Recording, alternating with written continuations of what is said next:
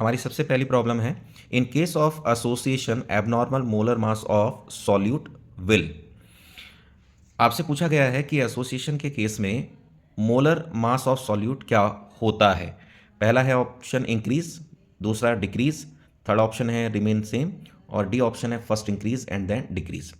तो आपको ध्यान रखना है बच्चों की एसोसिएशन का जो केस होता है, एसोसिएशन के केस में जो मॉलिक्यूल्स होते हैं, किसी भी कंपाउंड के जो मॉलिक्यूल होते हैं वो एसोसिएट करते हैं, आपस में कंबाइन करते हैं और कंबाइन करने की वजह से मॉलिक्यूलर मास इंक्रीज कर जाता है। तो एसोसिएशन के केस में मोलर मास जो होता है वो इंक्रीज करता है। ठीक है, एक इंफॉर्मेशन और मैं आपको एक्स्ट्रा दे रहा हूं कि अगर मान लीजिए कभी बेटा डिसोसिएशन का केस आता है, तो डिसोसिएशन के केस में जो कंपाउंड्स होते हैं वो आपके ब्रेक डाउन होते हैं। डिसोसिएशन का मतलब होता है टूटना, और कोई चीज़ अगर ब्रेक डाउन होती है तो मॉलिक्यूलर मास डिक्रीज करता है। तो एसोसिएशन में इंक्रीज करेगा और डिसोसिएशन के केस में डिक्रीज करेगा।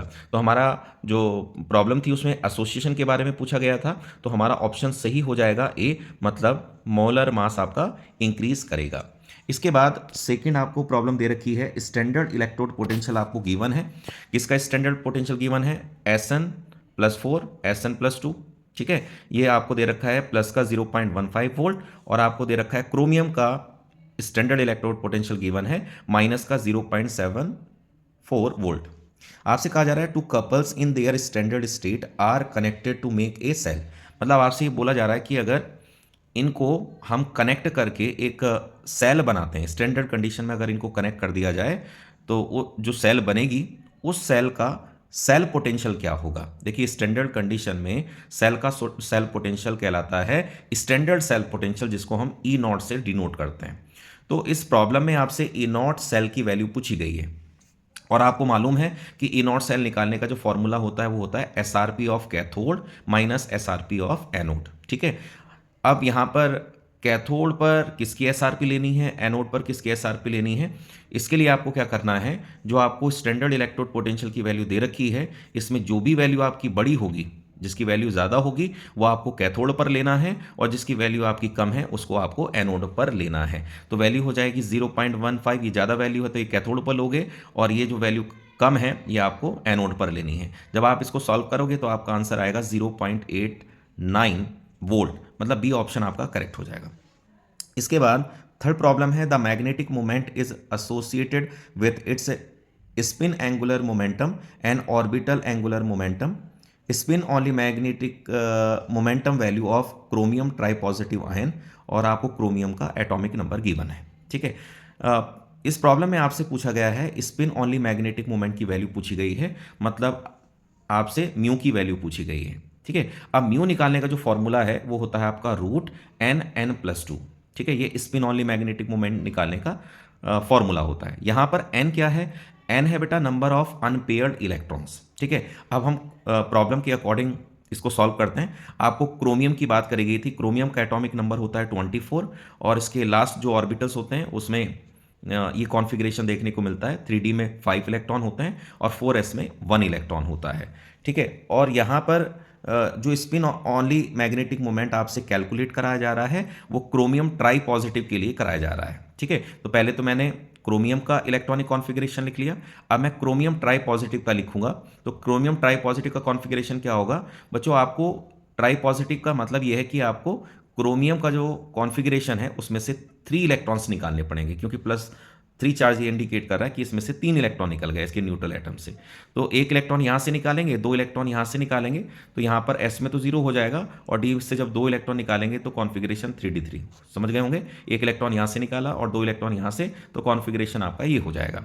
अब D में 5 ऑर्बिटल्स होते हैं, उन 5 ऑर्बिटल्स में हमने इन 3 इलेक्ट्रॉन्स को फिल करके दिखा दिया। ठीक है, अब ये तीनों इलेक्ट्रॉन्स किस फॉर्म में हैं? डी ऑर्बिटल में अनपेयर्ड फॉर्म में है, ये अनपेयर्ड इलेक्ट्रॉन्स हैं। ठीक है, 3 अनपेयर्ड इलेक्ट्रॉन्स हैं तो n की वैल्यू क्या हो गई? 3, और यही वैल्यू हमने यहाँ पर पुट कर दी, सॉल्व किया तो √15 और √15 की वैल्यू होती है 3.87 और ये यूनिट हो जाएगी बोहर मैग्नेट्रॉन। तो इस हिसाब से आपका जो ऑप्शन करेक्ट आएगा वो बी ऑप्शन आपका करेक्ट हो जाएगा। फोर्थ प्रॉब्लम क्या है? Acidified KMnO4 oxidises sulphide 2। अब देखिए सल्फाइड क्या होता है? SO3 डाई नेगेटिव, इस आयन को हम बोलते हैं सल्फाइड आयन। तो आपसे पूछ रहा है कि ये सल्फाइड आयन जो है वो एसिडिक KMnO4 की वजह से किस में ऑक्सीडाइज होता है। एसिडिक MnO4 इस सल्फाइड आयन को किस में ऑक्सीडाइज करता है। तो ये डी ब्लॉक का क्वेश्चन है बच्चों। डी ब्लॉक एलिमेंट की जो केमिकल रिएक्शन वाला पार्ट है KMnO4 का, वहाँ पर आप इसको देख सकते हैं। तो मैंने आपको बता रखा है कि जो आपका SO3 डाइनेगेटिव आयन होते हैं वो ऑक्सीडेशन के बाद SO4 डाइनेगेटिव में कन्वर्ट होते हैं, मतलब कि सल्फेट में कन्वर्ट होते हैं। सल्फाइड आयन सल्फेट में कन्वर्ट हो जाता है। ठीक है, तो आपका जो ऑप्शन करेक्ट हो जाएगा वो डी ऑप्शन करेक्ट हो जाएगा। इसके बाद प्रॉब्लम नंबर 5 में आपसे पूछा जा रहा है the correct IUPAC name of PTNH3 का होल ट्वाइस Cl2 और उस पर चार्ज है +2। ठीक है, इस कंपाउंड का IUPAC नेम पूछा जा रहा है। तो सबसे पहले मैं क्या करता हूं, यहां पर इस कंपाउंड, इस कोऑर्डिनेशन कंपाउंड में जो प्लेटिनम मेटल है उसकी ऑक्सीडेशन स्टेट में निकाल लेता हूं। ठीक है, प्लेटिनम की ऑक्सीडेशन स्टेट को एक्सलेट कर लिया। यहां पर NH3 2 है तो 2 लिखा, और NH3 का जो चार्ज होता है वो 0 होता है तो उसको मल्टीप्लाई कर दिया। फिर 2 क्लोरीन है, एक क्लोरीन पे चार्ज होता है -1 से मल्टीप्लाई कर दिया, और इक्वल में हमने लिख दिया इस कॉम्प्लेक्स का जो ओवरऑल चार्ज है वो +2। जब हमने सॉल्व किया तो x की वैल्यू आ गई +4। यही इसका क्या है, ऑक्सीडेशन स्टेट है। ठीक है, अब इसके बाद हम क्या करेंगे, इसका नाम लिखेंगे। तो आपको मालूम होगा कि कोऑर्डिनेशन कंपाउंड में सबसे पहले नेम लिखा जाता है लिगेंड्स का। तो ये आपका सेंट्रल मेटल एटम है और ये दोनों आपके लिगेंड्स हैं, तो इनका नाम पहले लिखा जाएगा। अब यहाँ पर 2 डिफरेंट टाइप के लिगेंड्स हैं, तो इनमें से किसका नाम पहले लिखा जाएगा, जो अल्फाबेटिकल पहले आता है। तो बच्चों आपको मालूम है NH3 का जो नाम होता है वो होता है एमाइन, और Cl का जो नाम होता है वो होता है आपका क्लोराइडो। तो इन दोनों लिगेंड में से उस लिगेंड का नाम पहले लिखा जाएगा जो अल्फाबेटिकल पहले आता है। तो हमको मालूम है अल्फाबेट में A पहले आता है और C बाद में आता है, तो हमें NH3 का नाम पहले लिखना पड़ेगा। तो आप कैसे लिखेंगे, NH3 कितने हैं 2, तो 2 के लिए आता है डाई, तो हम लिखेंगे डाई, और NH3 के लिए आएगा एमाइन, डाई एमाइन। इसी तरह से इसका लिखेंगे Cl कितने हैं 2 हैं, तो डाई लिख दिया, और Cl का नाम होता है क्लोराइडो। ये मैंने गलत लिख दिया, यहाँ पर क्लोराइडो होगा, क्लोराइडो। फिर इसके बाद मेटल का नाम लिखेंगे। अब देखिए मेटल जो है ये आपका कॉम्प्लेक्स कैटायन का पार्ट है। कैटायनिक फॉर्म में मेटल का जो नाम लिखा जाता है वो इंग्लिश नेम लिखा जाता है। तो पीटी का नाम क्या होगा, प्लेटिनम, और ब्रैकेट में इस प्लेटिनम की ऑक्सीडेशन स्टेट लिखेंगे रोमन नंबर में 4। ठीक है, तो इस बेसिस पे आपका जो ऑप्शन करेक्ट हो जाएगा वो बच्चे बी ऑप्शन करेक्ट हो जाएगा। अब देखते हैं प्रॉब्लम नंबर 6। इसमें बोल रहा है कि arrange the following compounds in increasing order of their boiling points. आपको ये 3 कंपाउंड्स गिवन हैं और इन कंपाउंड को बॉइलिंग पॉइंट के इंक्रीजिंग ऑर्डर में अरेंज करने के लिए बोल रहा है। देखिए सबसे पहले आप देखिएगा, ये आपका एल्काइल हैलाइड का एग्जाम्पल है, ये भी एल्काइल हैलाइड का एग्जाम्पल है, और ये भी एल्काइल हैलाइड का एग्जाम्पल है। तीनों एल्काइल हैलाइड के एग्जाम्पल हैं। तो एल्काइल हैलाइड का जो बॉइलिंग पॉइंट का ऑर्डर होता है, या तो हम मॉलिक्यूलर मास के बेसिस पे डिसाइड करते हैं या सरफेस एरिया के बेसिस पे। अब देखिए मॉलिक्यूलर मास का कॉन्सेप्ट तब लगाया जाता है जब आपके एल्काइल हैलाइड के मासेस अलग अलग होते हैं, मतलब कार्बन का नंबर अलग अलग होता है। अब यहाँ पर इन तीनों कंपाउंड में कार्बन का नंबर सेम है, जिसकी वजह से इनका मॉलिक्यूलर मास सेम होगा, और मॉलिक्यूलर मास सेम होने की वजह से हम मॉलिक्यूलर मासेस के बेसिस पर इसके बॉइलिंग पॉइंट को डिसाइड नहीं कर सकते। ठीक है, तो फिर हमें कॉन्सेप्ट लगाना होता है सरफेस एरिया। तो बॉइलिंग पॉइंट जो होता है वो सरफेस एरिया की डायरेक्टली प्रोपोर्शनल होता है। जिस कंपाउंड का सरफेस एरिया ज़्यादा होगा उस कंपाउंड का बॉइलिंग पॉइंट ज़्यादा होगा। और आपको ये भी मालूम है कि जिस कंपाउंड में ब्रांचिंग बढ़ती जाती है उसका सरफेस एरिया कम होता चला जाता है। अब जैसे इस कंपाउंड में बात करें तो इसमें एक मिथाइल ग्रुप ब्रांचिंग में है, जबकि इस वाले कंपाउंड में ब्रांचिंग आपकी ज़्यादा है। इस वाले कंपाउंड में सबसे ज़्यादा ब्रांचिंग है, इसमें एक ही ब्रांचिंग थी, इसमें कोई ब्रांचिंग नहीं है। तो जिस कंपाउंड में ब्रांचिंग नहीं है उसका सरफेस एरिया सबसे ज़्यादा होगा और उसका बॉइलिंग पॉइंट भी सबसे ज़्यादा। तो सेकंड वाले का बॉइलिंग पॉइंट सबसे ज़्यादा होगा। फिर किसका होगा, फर्स्ट वाले का, और सबसे ज़्यादा ब्रांचिंग थर्ड वाले में है, जिसकी वजह से इसका सरफेस एरिया सबसे कम है और इसका बॉइलिंग पॉइंट भी सबसे कम है। ठीक है, तो सरफेस एरिया के बेसिस पे हमने ये ऑर्डर लिखा है। तो आपका जो ऑप्शन करेक्ट हो जाएगा वो सी ऑप्शन आपका करेक्ट हो जाएगा। इसके बाद आपका प्रॉब्लम नंबर 7 आता है, alkyl halides under going nucleophilic biomolecular substitution reaction involve. अब देखिए जो न्यूक्लियोफिलिक बायोमोलिकुलर सब्स्टिट्यूशन रिएक्शन होती हैं उनको हम शॉर्ट में SN2 रिएक्शन भी बोलते हैं। और हमको पता है कि SN2 रिएक्शन में इन्वर्जन ऑफ कॉन्फ़िगरेशन होता है। इस वजह से आपका जो ऑप्शन करेक्ट हो जाएगा वो सी ऑप्शन करेक्ट होगा। अब बढ़ते हैं नेक्स्ट प्रॉब्लम की तरफ।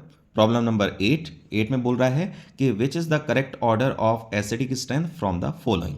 ठीक है, इसमें मैं पहले ऑप्शन से जो दे रखा है C6H5OH जो दे रखा है बच्चों, इसको मैं ऐसे भी लिख सकता हूँ। C6H5 का मतलब होता है बेंजीन रिंग और उस पर आपका OH, मतलब ये फिनॉल है। दूसरा आपका वाटर है, वाटर को मैंने इस तरह से रिप्रेजेंट कर दिया। और तीसरा है आपका एल्कोहल, ROH, ये आपका एल्कोहल है। और इसमें एसिडिक स्ट्रेंथ का ऑर्डर आपसे पूछा जा रहा है। देखिए, किसी भी कंपाउंड की जो एसिडिक स्ट्रेंथ है वो डायरेक्टली प्रोपोर्शनल होती है इलेक्ट्रॉन विथड्रॉइंग ग्रुप के। मतलब जिस कंपाउंड में इलेक्ट्रॉन विथड्रॉइंग ग्रुप प्रेजेंट होते हैं उस कंपाउंड की एसिडिक स्ट्रेंथ ज़्यादा होती है। इसके opposite acidic strength electron donating group के डायरेक्टली प्रोपोर्शनल होती है। मतलब अगर किसी कंपाउंड में इलेक्ट्रॉन डोनेटिंग ग्रुप प्रेजेंट होंगे उसकी एसिडिक स्ट्रेंथ कम होगी। अब यहाँ पर अगर आप देखें फिनॉल के केस में, फिनॉल में जो बेंजीन रिंग होती है ये एक इलेक्ट्रॉन विथड्रॉइंग ग्रुप का काम करती है। ठीक है, इलेक्ट्रॉन विथड्रॉइंग ग्रुप है। ठीक है, और यहाँ पर जो हाइड्रोजन लगा हुआ है OH से, हाइड्रोजन ना तो बेटा डोनेटिंग ग्रुप में काउंट होता है ना विड्रॉइंग ग्रुप में काउंट होता है। जबकि यहाँ पर OH से जो R ग्रुप लगा हुआ है, एल्काइल ग्रुप बोलते हैं इसको, एल्काइल ग्रुप आपके इलेक्ट्रॉन डोनेटिंग ग्रुप होते हैं। ठीक है, तो इस वाले केस में, फिनॉल के केस में benzene ring electron withdrawing group है और एल्कोहल के केस में ये आपका इलेक्ट्रॉन डोनेटिंग ग्रुप है R वाला पार्ट, और H वाला पार्ट आपका ना इलेक्ट्रॉन डोनेटिंग है ना विड्रॉइंग है। तो आपको अभी मैंने बताया कि electron donating group acidic strength को क्या करते हैं बच्चों, डिक्रीज करते हैं, और जो आपके इलेक्ट्रॉन विथड्रॉइंग ग्रुप होते हैं वो एसिडिक स्ट्रेंथ को बढ़ाते हैं। ठीक है, जबकि यहाँ पर ना तो बेटा कोई इंक्रीजमेंट दिखाई देगा ना डिक्रीजमेंट दिखाई देगा, क्योंकि ना तो डोनेटिंग और ना ही विड्रॉइंग ग्रुप प्रेजेंट है। तो एक ये वाला कंपाउंड की तो एसिडिक स्ट्रेंथ बढ़ रही है और इसकी घट रही है। ठीक है, तो सबसे कम एसिडिक तो ये वाला होगा और सबसे ज़्यादा एसिडिक ये होगा। तो फिनॉल सबसे ज़्यादा एसिडिक होगा, उसके बाद ये होगा, और सबसे कम कौन सा होगा आपका, ये हो जाएगा। तो ऑर्डर अगर हम बात करें तो ऑर्डर में आपका C6H5OH फिनॉल की एसिडिक स्ट्रेंथ सबसे ज़्यादा, उससे कम आपकी हो जाएगी वाटर की, और वाटर से कम होगी आपकी एल्कोहल की। तो इस बेसिस पे आपका जो ऑप्शन करेक्ट हो जाएगा वो ए ऑप्शन सही। बच्चों हम बढ़ते हैं प्रॉब्लम नंबर 9 पर। इसमें बोल रहा है acid formed when propyl magnesium bromide is treated with CO2 followed by acid hydrolysis is. अब देखिए बच्चों, आपसे प्रॉब्लम ये पूछा गया है कि प्रोपाइल मैग्नीशियम ब्रोमाइड है। प्रोपाइल मैग्नीशियम ब्रोमाइड का स्ट्रक्चर क्या होता है, CH3CH2CH2, ये प्रोपाइल है, मैग्नीशियम ब्रोमाइड ये स्ट्रक्चर होता है। रिएक्शन किससे करने के लिए कह रहा है, CO2 के साथ, और CO2 के साथ रिएक्शन होने के बाद जो प्रोडक्ट बनेगा उसका हाइड्रोलिसिस बोल रहा है एसिडिक मीडियम में। हाइड्रोलिसिस मतलब वाटर के साथ रिएक्शन कराने के लिए बोल रहा है। तो बच्चों जब हम प्रोपाइल मैग्नीशियम ब्रोमाइड की रिएक्शन कराएंगे CO2 के साथ, कार्बन डाइऑक्साइड के साथ, कार्बन डाइऑक्साइड को बेटा मैं इस तरह से लिख लेता हूँ, ये एक ग्रिग्नाट रिएजेंट है। और बच्चों ग्रिग्नाट रिएजेंट CO2 के साथ जब रिएक्शन करेगा तो ये पॉजिटिव निगेटिव करके रिएक्शन होती है। ये मैग्नीशियम वाला पार्ट आपका पॉजिटिव होगा और कार्बन वाला पार्ट आपका निगेटिव होगा। इसी तरह से CO2 में भी आपको ऑक्सीजन वाला पार्ट नेगेटिव मेंशन करना है और कार्बन वाला पार्ट पॉजिटिव। जब रिएक्शन होगी तो ये जो नेगेटिव वाला पार्ट है ये CO2 के पॉजिटिवली चार्ज कार्बन से जुड़ेगा, और जो ये पॉजिटिव वाला पार्ट है ये ऑक्सीजन से कंबाइन करेगा। जब ये कंबाइन करेंगे CO2 के कार्बन और ऑक्सीजन से तो इसमें से एक बॉन्ड आपका ब्रेक हो जाएगा। तो इमेजिन करिएगा बच्चों, ये वाला पार्ट आपका जब इससे जुड़ेगा तो कंपाउंड बनेगा CH3CH2 और single bond C double bond O, मतलब ये जुड़ जाएगा। ये वाला पार्ट पूरा आपका इससे जुड़ जाएगा। ठीक है, और ये आपका कार्बन ऑक्सीजन का डबल बॉन्ड ऐसे ही रहेगा, और यहाँ पर कार्बन ऑक्सीजन का सिंगल बॉन्ड, क्योंकि एक बॉन्ड इसमें टूट गया, और इस ऑक्सीजन से क्या जुड़ेगा आपका MgBr। फिर इसके बाद इसका हाइड्रोलिसिस कराएंगे, मतलब वाटर के साथ रिएक्शन कराएंगे। जब वाटर के साथ रिएक्शन होगी तो ऑक्सीजन और मैग्नीशियम का जो ये बॉन्ड है ये ब्रेक करेगा, और वाटर का जो H है वो ऑक्सीजन की तरफ और OH जो है वो मैग्नीशियम की तरफ जाएगा। तो ये H इसके साथ जब कंबाइन करेगा तो कंपाउंड आपका ये बनेगा, और साइड प्रोडक्ट जो है वो MgOH Br बन जाएगा, ये साइड प्रोडक्ट बनेगा। अब मैं इस कंपाउंड को इस तरह से भी लिख सकता हूँ। देखिए ये वाला जो पार्ट है जिसको हम प्रोपाइल ग्रुप बोल रहे हैं, इसको हम ऐसे भी लिख सकते हैं C3H7, क्योंकि 3 कार्बन है और 7 आपके हाइड्रोजन है। तो इस वाले पार्ट को हम इस तरह से लिख सकते हैं, और इस वाले पार्ट को लिखा जा सकता है COOH, और यही आपको ऑप्शन में दे रखा है। तो बच्चों प्रोपाइल मैग्नीशियम ब्रोमाइड की CO2 के साथ रिएक्शन कराने पर और उसका हाइड्रोलिसिस करने के बाद जो आपको प्रोडक्ट मिलता है वो मिलता है C3H7COOH। तो ए ऑप्शन आपका क्या हो जाएगा, करेक्ट हो जाएगा। इसके बाद आपका क्वेश्चन नंबर है 10, जिसमें बोल रहा है the best reagent for converting propanamide into propanamine is. देखिए प्रोपेनामाइड होता है आपका CH3CH2CONH2 और इसको कन्वर्ट करना है प्रोपेनामाइन में। अब देखिए इसमें जो कार्बन का नंबर है वो 3 है और जो आपका एमाइन बन रहा है वो भी आपका 3 कार्बन का बन रहा है।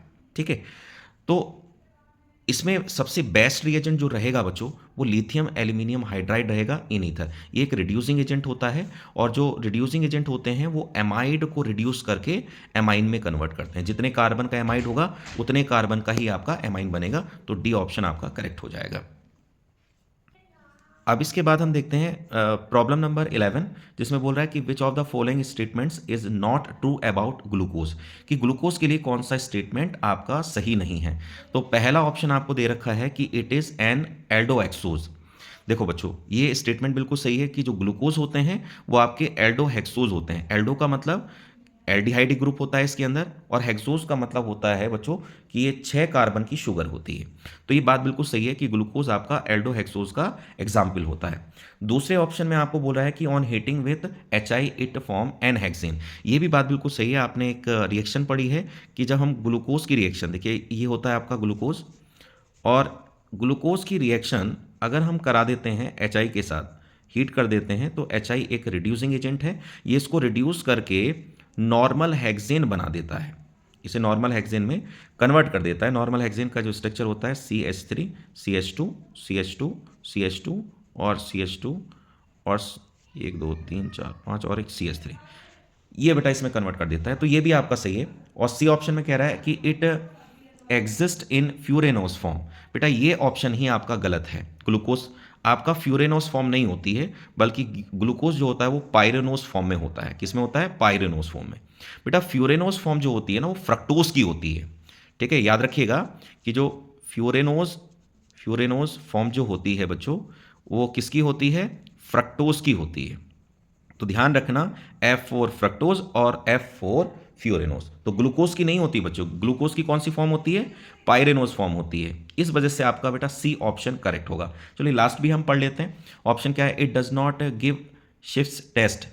हाँ जी, ये भी बात सही है कि ग्लूकोज बेटा शिफ्ट टेस्ट नहीं देता है। देखिए कौन कौन से टेस्ट बेटा ग्लूकोज नहीं देता है। एक तो बेटा शिफ्ट टेस्ट नहीं देता है, सोडियम हाइड्रोजन सल्फाइड टेस्ट नहीं देता है, और 2,4 DNP टेस्ट नहीं देता है। तो ये 3 टेस्ट आप याद रखिएगा कि जो ग्लूकोज नहीं देता है बच्चों, क्योंकि इससे आगे क्वेश्चन पूछा जा सकता है। तो अभी तो बेटा आपका ऑप्शन कौन सा करेक्ट है? सी ऑप्शन करेक्ट हो जाएगा। इसके बाद आपका नेक्स्ट क्वेश्चन आता है 12 में पूछ रहा है an unripe mango placed in a concentrated salt solution to prepare pickles. अब देखो ये क्या कह रहा है बच्चों आपसे। देखिए एक कंसंट्रेटेड सॉल्ट सॉल्यूशन है, एक नमक का सॉल्यूशन हमने इस कंटेनर के अंदर ले रखा है और उसके अंदर अनराइप मैंगो डाल दिया, कच्चा आम डाल दिया। ठीक है, पिकल बनाने के लिए, अचार बनाने के लिए। ठीक है, तो यहाँ पर आपसे कहा जा रहा है कि ऑप्शन में आपसे बोला जा रहा है कि यहाँ पर क्या होगा। तो इसमें कह रहा है कि it gains water due to osmosis, इस तरह से पूछ रहा है। अब देखिए जब आप किसी कंसंट्रेटेड सॉल्ट सॉल्यूशन में आप किसी चीज़ को डालते हैं, ठीक है, जैसे यहाँ पर आपने कच्चा आम डाल दिया, तो क्या होगा? ये जो कंसंट्रेटेड सॉल्ट सॉल्यूशन है ये बेटा नाम से क्लियर कंसंट्रेटेड सॉल्यूशन है, तो मैंगो के अंदर जो सॉल्यूशन है उसकी कंसंट्रेशन होगी लो। ठीक है, और ये इसकी कंसंट्रेशन क्या है? हाई है। आपको पता है कि जब कंसंट्रेशन का डिफरेंस होता है तो वहाँ पर ऑस्मोसिस प्रोसेस होती है। तो मैंगो से जो वाटर है वो बाहर निकलना स्टार्ट हो जाएगा और वो इस सॉल्ट सॉल्यूशन के अंदर आना स्टार्ट हो जाएगा, जिसकी वजह से जो मैंगो है वो आपका श्रिंक कर जाएगा। तो हम जब भी कंसंट्रेटेड सॉल्ट सॉल्यूशन में किसी भी चीज़ को डालते हैं तो ऑस्मोसिस की वजह से उस चीज़ में से जो भी चीज़ डाली जाएगी उसमें से वाटर बाहर निकलना स्टार्ट हो जाता है। ठीक है, तो जो आपका मैंगो है वो वाटर बाहर निकालना स्टार्ट कर देगा किस प्रोसेस के थ्रू? ऑस्मोसिस प्रोसेस के थ्रू। जैसे मान लो अगर यहाँ पर ये भी पूछा जाता है कि भाई हमने एक एग को कंसंट्रेटेड सॉल्ट सॉल्यूशन के अंदर डाला, या आपसे कहा जाता है कि ब्लड सेल को हमने, ब्लड सेल जो होती हैं उनको कंसंट्रेटेड सॉल्ट सॉल्यूशन के अंदर डाला, तो क्या होगा, तो जब डालेंगे तो वो श्रिंक कर जाएगी। क्यों? क्योंकि कंसंट्रेटेड सॉल्यूशन में आप कोई भी चीज़ डालेंगे तो उस चीज़ में से वाटर आपका बाहर निकलना स्टार्ट हो जाएगा, जिससे वो श्रिंक कर जाती है। तो यहाँ पर जो मैंगो है ना बेटा, उससे वाटर लॉस होना स्टार्ट हो जाएगा ऑस्मोसिस की वजह से, और ऑप्शन आपका करेक्ट हो जाएगा डी। अब बच्चों इसमें असर्शन रीजन का क्वेश्चन है। इसमें असर्शन रीजन में आपसे जो पूछा है, एक कंपाउंड आपको दिया है CrH2O का होल 6 Cl2 और FeH2 का होल 6 और Cl2। इनके बारे में कह रहा है कि ये होमोलैप्टिक कॉम्प्लेक्सेस के एग्जाम्पल हैं। अब पहले तो ये समझना पड़ेगा कि होमोलैप्टिक कॉम्प्लेक्सेस होते क्या हैं। देखिए, ऐसे कोऑर्डिनेशन कंपाउंड्स जिनमें केवल एक ही टाइप के लिगेंड्स प्रेजेंट होते हैं, only one type of ligands are present in a coordination compound. ठीक है, अब देखो बच्चों, ये जो आपका कोऑर्डिनेशन कंपाउंड है पहला वाला, लिगेंड कहाँ दिखाई देंगे, जो बेटा इस आपका स्क्वायर ब्रैकेट होता है, इसको जिसको हम कोऑर्डिनेशन स्फीयर कहते हैं, इसके अंदर आपको लिगेंड्स दिखाई देंगे। स्क्वायर ब्रैकेट में दो ही चीज़ें होती हैं, एक मेटल होता है और एक लिगेंड होता है। तो ये तो हो गया मेटल, और मेटल को छोड़कर जो स्क्वायर ब्रैकेट के अंदर है वो होगा आपका होगा लिगेंड। तो आप देख रहे हैं कि स्क्वायर ब्रैकेट में केवल एक ही टाइप का लिगेंड मिल रहा है, वाटर मिल रहा है, तो ये होमोलैप्टिक कॉम्प्लेक्स होगा। जबकि इस वाले कॉम्प्लेक्स में भी आप देखो, स्क्वायर ब्रैकेट में आपको ये मेटल हो गया और ये लिगेंड हो गया, एक ही टाइप का लिगेंड है, तो ये भी कैसा होगा, आपका होमोलैप्टिक कॉम्प्लेक्स होगा। तो दोनों आपके होमोलैप्टिक कॉम्प्लेक्स के एग्जाम्पल हैं। देखिए, एक कॉम्प्लेक्स आता है आपका हेट्रोलैप्टिक कॉम्प्लेक्स। क्या आता है बच्चों? हेट्रोलैप्टिक कॉम्प्लेक्स। अब मैं इसको भी आपको समझा देता हूँ क्या होते हैं ये। जैसे मान लीजिए PtNH3 का होल ट्वाइस और Cl2, ये जो कॉम्प्लेक्स है, इस कॉम्प्लेक्स में आप देखिए स्क्वायर ब्रैकेट के अंदर ये आपका मेटल हो गया, और मेटल को छोड़कर ये वाले बचे हुए जो पार्ट हैं जैसे NH3 और जो Cl हैं, ये लिगेंड्स हो गए। तो यहाँ पर आपको स्क्वायर ब्रैकेट के अंदर दो डिफरेंट टाइप के लिगेंड्स दिखाई दे रहे हैं। तो ये जो कॉम्प्लेक्स होगा वो आपका हेट्रोलैप्टिक कॉम्प्लेक्स का एग्जाम्पल होगा। ठीक है, तो आई थिंक आपको समझ में आ गया होगा कि होमोलैप्टिक कॉम्प्लेक्स और हेट्रोलैप्टिक कॉम्प्लेक्स में क्या डिफरेंस होता है। तो जिसमें एक ही टाइप का लिगेंड प्रेजेंट हो वो आपके होमोलैप्टिक कॉम्प्लेक्सेस होते हैं। तो ये बात बिल्कुल सही बोली गई है कि ये दोनों कोऑर्डिनेशन कंपाउंड आपके होमोलैप्टिक कॉम्प्लेक्सेस के एग्जाम्पल हैं। अब आगे रीजन में क्या बोल रहा है कि all the ligands attached to the metal are the same. हाँ, तो ये बात भी सही है कि भैया जब इसमें जो कॉम्प्लेक्स है उसमें सेम टाइप के लिगेंड्स सेंट्रल मेटल एटम्स से अटैच्ड हैं। ठीक है, तो रीजन भी सही है और एक्सप्लेनेशन भी सही है, क्योंकि सेम टाइप के लिगेंड मेटल के साथ अटैच्ड होने की वजह से ये आपका होमोलैप्टिक कॉम्प्लेक्सेस के एग्जाम्पल हैं। तो आपका ऑप्शन क्या हो जाएगा, ए ऑप्शन करेक्ट हो जाएगा। क्वेश्चन नंबर 14 की बात करें तो कह रहा है कि the boiling point of alkyl halides decreases in the order. ये ऑर्डर बता रखा है आपको। ठीक है, तो ये बात बिल्कुल सही है कि एल्काइल आयोडाइड का बच्चों सबसे ज़्यादा होता है, उससे कम एल्काइल ब्रोमाइड का, फिर एल्काइल क्लोराइड का, फिर एल्काइल फ्लोराइड का सबसे कम होता है। क्यों? मॉलिक्यूलर मासेस के बेसिस पे, कि बॉइलिंग पॉइंट जो होता है वो मॉलिक्यूलर मासेस के डायरेक्टली प्रोपोर्शनल होता है। जिस कंपाउंड का मॉलिक्यूलर मास ज़्यादा होगा उसका बॉइलिंग पॉइंट भी ज़्यादा होगा। तो हमको पता है जो आयोडाइड वाला कंपाउंड होता है उसका मास ज़्यादा है तो बॉइलिंग पॉइंट ज़्यादा होगा, उससे कम Br वाले का, उससे कम Cl वाले का, उससे कम फ्लोरीन वाले का होगा। ठीक है, अब आगे रीजन में क्या बोल रखा है उसने, रीजन में बोल रखा है the boiling points of alkyl chlorides, bromides and iodides are considerable higher than that of hydrocarbon of comparable molecular masses. कह रहा है कि जो आपके एल्काइल क्लोराइड्स हैं, ब्रोमाइड्स हैं और आयोडाइड हैं, इनका बॉइलिंग पॉइंट हाइड्रोकार्बन से ज़्यादा होता है। तो ये रीज़न भी भैया सही है ना, बिल्कुल होता है। उसका मैं आपको एक्सप्लेनेशन भी बता देता हूँ क्यों ज़्यादा होता है। देखिए, हाइड्रोकार्बन के अंदर बच्चों लंडन फोर्सेज होते हैं, और जो आपके एल्काइल हैलाइड्स होते हैं उनके अंदर होता है डाइपोल डाइपोल इंटरेक्शन। तो हमको ये भी पता है कि जिन कंपाउंड्स में स्ट्रॉन्ग फोर्सेज होते हैं उनका बॉइलिंग पॉइंट ज़्यादा होता है। तो एल्काइल हैलाइड्स में डाइपोल डाइपोल इंटरेक्शन है जो लंडन फोर्सेस से स्ट्रॉन्ग फोर्स माना जाता है, इस वजह से इसका बॉइलिंग पॉइंट ज़्यादा होगा। ठीक है, तो बच्चों असर्शन भी सही है, रीजन भी सही है, लेकिन जो असर्शन में आपको बॉइलिंग पॉइंट का ऑर्डर बताया गया है एल्काइल हैलाइड्स का, उसका एक्सप्लेनेशन रीजन के अंदर नहीं है। ठीक है, इनके बॉइलिंग पॉइंट का ऑर्डर का जो रीजन है वो आपका मॉलिक्यूलर मास है। क्या है? मॉलिक्यूलर मास, वो रीजन में नहीं लिखा हुआ। ठीक है, तो इस वजह से जो आपका ऑप्शन होगा वो बी ऑप्शन करेक्ट होगा। अब इसके बाद हम देखते हैं प्रॉब्लम नंबर 15 में आपसे बोला गया है the boiling point of ethanol is higher than that of methoxymethane. अब बच्चों देखना पड़ेगा, एथेनॉल का स्ट्रक्चर ये होता है और मिथॉक्सीमीथेन, मिथॉक्सी मतलब मिथाइल ग्रुप से ऑक्सीजन और मीथेन मतलब फिर ऑक्सीजन से मिथाइल ग्रुप लगाते हैं, तो ये आपका मिथॉक्सीमीथेन होता है बच्चों और एथेनॉल ये होता है।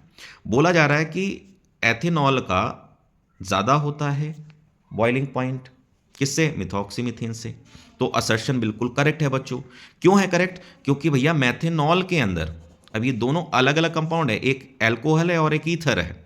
तो मैंने आपको बता रखा है जब भी बच्चों दो डिफरेंट कंपाउंड्स जिनके अंदर अलग अलग फंक्शनल ग्रुप हैं, अलग अलग कंपाउंड्स के बॉइलिंग पॉइंट को जब भी कंपेयर करना हो तो वहां पर टाइप ऑफ फोर्सेस देखा करते हैं।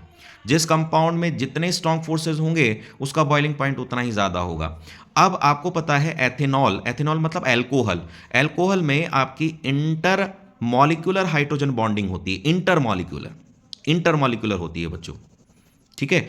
और जो आपका ईथर है, ये ईथर का एग्जाम्पल है बच्चों, ईथर में डाइपोल डाइपोल इंटरेक्शन होता है और हमें पता है कि inter molecular hydrogen bonding dipole dipole interaction से स्ट्रांग होती है, जिसकी वजह से एथेनॉल का बॉइलिंग पॉइंट ज़्यादा होता है। देखो मैंने एक्सप्लेनेशन भी बता दिया, तो असर्शन में लिखी हुई बात आपकी बिल्कुल करेक्ट है। अब रीजन को हम पढ़ लेते हैं। रीजन में क्या बोल रहा है बच्चों, रीजन में बोला गया है कि there is intramolecular hydrogen bonding in ethanol. आपसे बोला जा रहा है इंट्रामॉलिक्यूलर हाइड्रोजन बॉन्डिंग, कि एथेनॉल में इंट्रामॉलिक्यूलर हाइड्रोजन बॉन्डिंग होती है। नहीं भैया, इंट्रा नहीं होती, इंटरमॉलिक्यूलर हाइड्रोजन बॉन्डिंग होती है। रीजन में लिखा हुआ स्टेटमेंट गलत है, तो इस बेसिस पे आपका जो आंसर होगा बच्चों वो सी ऑप्शन करेक्ट हो जाएगा। अब इसके बाद हम लास्ट प्रॉब्लम 16 में बोल रहा है कि all natural occurring alpha amino acids except glycine are optically active. बिल्कुल सही है बच्चों। देखिए जितने भी आपके नेचुरल अल्फा एमाइनो एसिड्स होते हैं, सारे के सारे एमाइनो एसिड्स आपके ऑप्टिकली एक्टिव होते हैं, केवल एक को छोड़कर, वो है आपका ग्लाइसिन। ग्लाइसिन आपका ऑप्टिकली एक्टिव नहीं होता है, क्योंकि ग्लाइसिन का स्ट्रक्चर बच्चों ये होता है, CH2 से एक कार्बोक्सिलिक ग्रुप और एक NH2 ग्रुप लगा होता है, और ग्लाइसिन के अंदर कोई कायरल सेंटर नहीं है। जबकि अल्फा एमाइनो एसिड, ग्लाइसिन को अगर छोड़ दिया जाए, कोई भी अगर आप एमाइनो एसिड देखें, हर अल्फा एमाइनो एसिड के अंदर आपको कायरल सेंटर मिलेगा, एक कायरल सेंटर उसके अंदर प्रेजेंट होगा। इसी वजह से वो ऑप्टिकली एक्टिव होते हैं, क्योंकि वो कायरलिटी शो करते हैं कायरल कार्बन होने की वजह से। केवल एक ही ऐसा है जो आपका ऑप्टिकली इनएक्टिव होता है, तो बहुत इंपॉर्टेंट है ये। तो ये बात जो बोली गई है बिल्कुल सही बोली गई है कि असर्शन आपका बिल्कुल करेक्ट है। रीजन में बोला गया है कि most naturally occurring amino acids have L configuration, कि जो एमाइनो एसिड्स हैं उनका एल कॉन्फिगरेशन होता है। ये बात भी बिल्कुल सही है, ठीक है। देख लेना बच्चों, ये कैपिटल एल है, स्मॉल एल और कैपिटल एल अलग अलग होते हैं। स्मॉल एल का मतलब होता है लीवो रोटेटरी, मतलब वो कंपाउंड जो लाइट को एंटी क्लॉकवाइज घुमाते हैं। कैपिटल एल अलग है, ये कॉन्फ़िगरेशन है, ये ध्यान रखना, इसको मिक्स मत कर दीजिएगा। तो ये एमाइनो एसिड जो होते हैं वो एल कॉन्फ़िगरेशन रखते हैं, ये बात भी बिल्कुल करेक्ट है। लेकिन असर्शन में लिखी हुई जो बात है उसका एक्सप्लेनेशन रीज़न नहीं है, तो आपका जो ऑप्शन करेक्ट हो जाएगा वो बी ऑप्शन करेक्ट हो जाएगा।